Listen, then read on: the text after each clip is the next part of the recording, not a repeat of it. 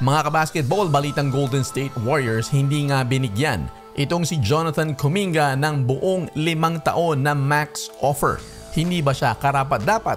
Bakit nga ba hindi siya binigyan ng Warriors ng ganito kalaking kontrata? Ito kaya'y dahil hindi nila nakikita itong si Jonathan Kuminga na aangat pa ang laruan.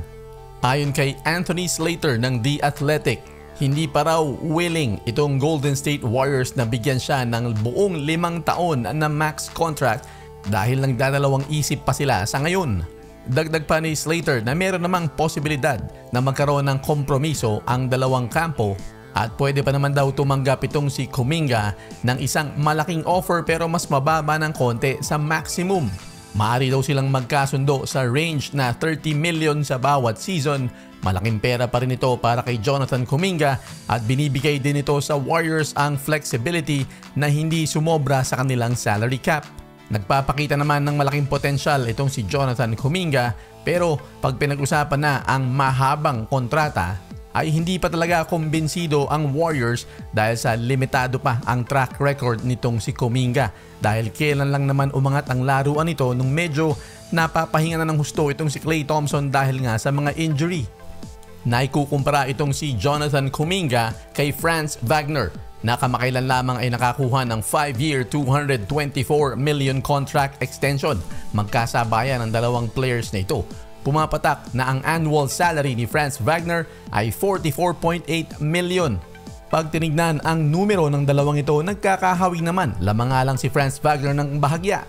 20 points per game, 5.3 rebounds, 3.7 assists at 85% shooting from the field.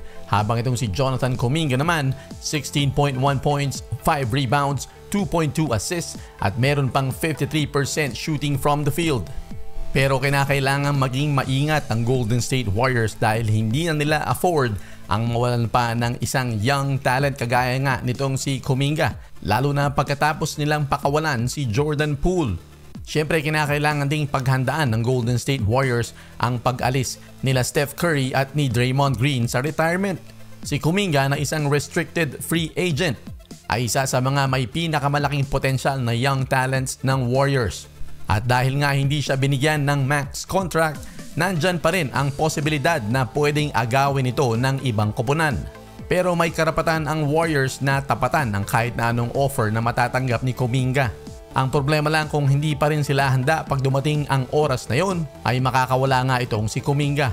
Sa nakita natin sa nakaraang Paris Olympics ay malaki pa rin ang magagawa ni Steph Curry para makakuha ng kampyonato ang Warriors kaya importanteng ma-retain nila ang serbisyo ng mga high potential players nila kagaya ni Jonathan Kuminga.